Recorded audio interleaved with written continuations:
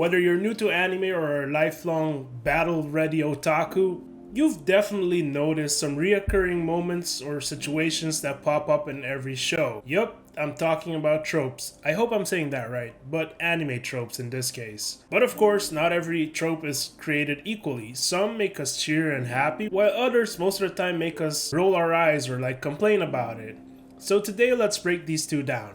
First up, let's talk about the tropes that we actually enjoy. These tropes actually make anime a lot more enjoyable. We get addicted to them, we cheer for them. And even when we know we can predict them, we still enjoy it every time. Some of these reoccurring tropes are like the power of friendship, or maybe when a mentor dies, or in some cases, especially shonen, there's always going to be some type of power tournament type arc.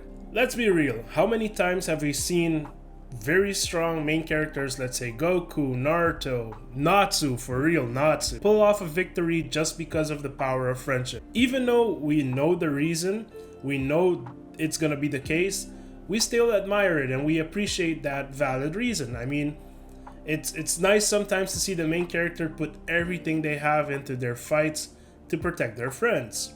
I don't know why this seems to be the case, especially because in real life, I don't know if most people would do that, but it would be nice if you have a group of friends, your closest friends, and you would say to each other, look man, it could be a girl too, I would die for you, or I would go to my absolute limits to save your life, or something like that. It's not always going to be the case though. I mean, it hardly ever happens, especially nowadays, but it's still nice. Another good one is when the mentor or teacher dies. Let's look at, spoiler alerts, let's look at Naruto and Jiraiya, for example.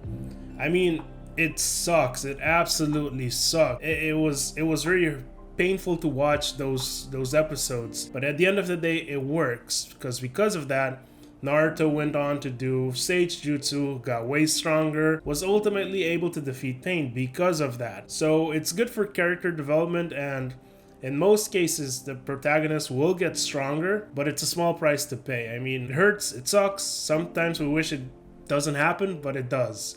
And it still works. And lastly, in this case, we've seen many tournament arcs in a lot of shonen anime.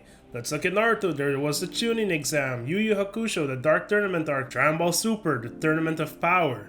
It's always reoccurring and we loved it every single time. I mean, what's not to love about it? Let's be real. Everyone gets a chance to fight. We get to see every single character get a chance to shine and prove what they can do, or show us what they can do. So really, what's not to like about tournament arcs? And usually in most cases, there's a lot at stake.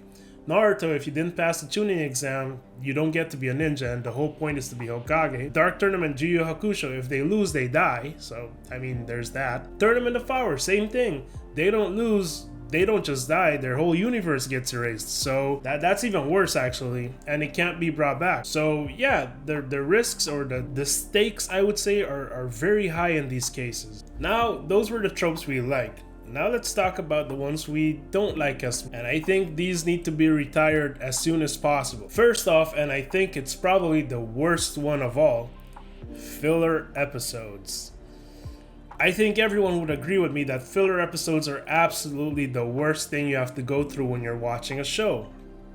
I mean, first of all, you immediately notice it's a filler episode because it has nothing to do with the story. Last week, Ichigo was fighting Aizen. This week, he's, I don't know, trying to run a business. It's completely off topic. Bleach used it. Naruto used it a lot. I can tell you a quick story. When I was watching Naruto, let's say, when the war, the Fourth Great Ninja War was happening, and Naruto was going to train with B, I think, to master Kurama. There were so many filler episodes when he came back from the training that at some point I stopped watching Naruto, which hurt at the end because if you stay months without watching a show, you kind of forget where you were last time. It was a whole confusing moment. And then they got to the war, and then still more fillers. It was a bad time for Naruto, for me as well, because I mean, ever since 2010, I think, I was watching Naruto non-stop, weekly, dedicated, and then the fillers came and it was like, nah man, this is too much.